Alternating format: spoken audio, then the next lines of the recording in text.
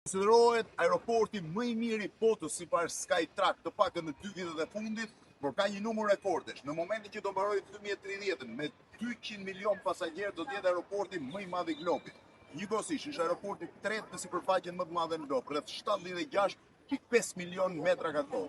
1.4 milion metra katror sipërfaqe e mbuluar dhe 200 milion pasagjerë. Ka kushtuar 12 miliard euro dhe ka terminalin më të madh në një çati të gjithë globit. Aeroporti i ri i Istanbullit, që ka nisur fluturimin në 2019 dhe që është sot operativ në fazën e tij të dytë, ka edhe një fazë të tretë, është aeroporti ndoshta më i mirë që globi ka, për mënyrën se si mund të largohesh, mënyrën se si mund të futesh dhe të dalësh, pra pa pasur fare bonesa.